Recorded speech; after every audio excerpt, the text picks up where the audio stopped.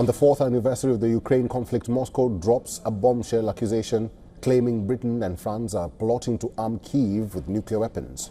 As European leaders land in Kyiv in a show of unity and solidarity, the stakes have never been higher. According to Russia's foreign ministry, officials in the United Kingdom and France are allegedly exploring ways to provide Ukraine with nuclear capabilities. No evidence made public, nor documents have been shown, but the language is explosive. Moscow is warning that such a move will be seen as a direct and dangerous escalation. Moscow says this would cross a red line that could trigger unpredictable consequences. Former Russian president and the current deputy chairman of the Russian Security Council, Dmitry Medvedev, has warned that Russia could launch nuclear strikes on France and the United Kingdom if they arm Kyiv with nukes. Russian President Putin has also accused Ukraine of sabotaging the peace process with the help of Western intelligence agencies. In a televised speech, Putin said that the West cannot inflict defeat on Russia and hence is desperate to use any means, including nuclear weapons. Putin warned that the West would regret reaching such extreme points. There are already media reports of their attempts, or rather intentions, to use even some kind of nuclear component. They probably understand what this could lead to. They can't inflict a strategic defeat on Russia, they just can't. But they want it so badly. They can't live without it, or at least they think they can't. They are determined to inflict Russia a defeat and are looking for any method, absolutely any. They will push themselves to some extreme point and then regret it. Ukraine gave up its Soviet-era nuclear weapons in the 1990s under the Budapest Memorandum. Since then, it has relied on Western military aid, tanks, long-range missiles and air defense systems, but no nuclear arms. The Russian Foreign Intelligence Service says that Britain and France believe that by possessing nuclear weapons, Ukraine will be able to secure more favorable terms for ending the conflict. Several European leaders, including Finnish President Alexander Stubb and Swedish Prime Minister Ulf Kristersson, are in Kyiv to mark the 4th anniversary of the Russia-Ukraine war. European Commission Chief Ursula von der Leyen is also there, reaffirming that Europe stands unwaveringly with Ukraine, financially, militarily, and through this harsh winter. The European leaders were shoulder to shoulder in a moment of silence for the fallen troops in the Ukrainian capital Kyiv. NATO chief, speaking to the media, assured Ukraine of continued support. Ukraine needs more. Because a promise of help does not end a war.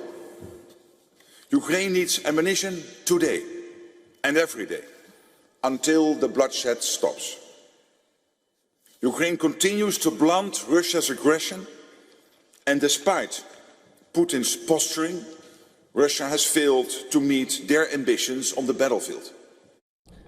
The war has dragged on for 1,461 days. Trenches have been frozen, cities have been scarred, missiles traded across borders. But today, on the 4th year of the conflict between Russia and Ukraine, the battlefield may be shifting from artillery to atomic rhetoric.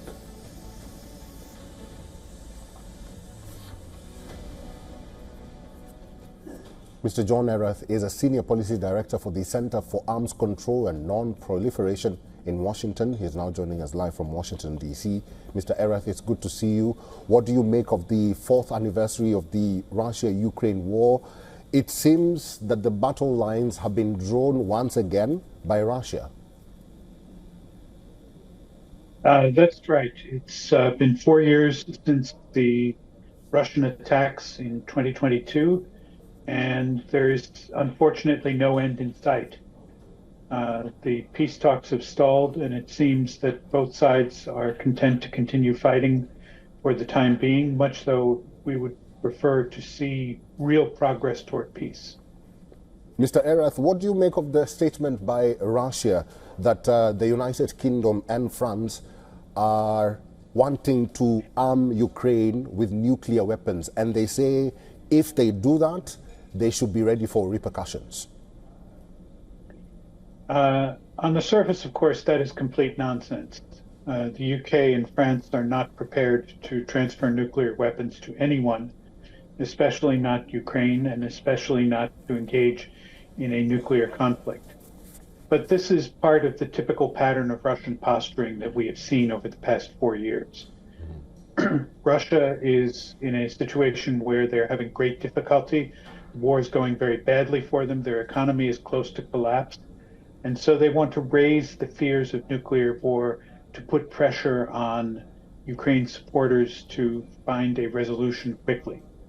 It's a pattern we've seen over and over again.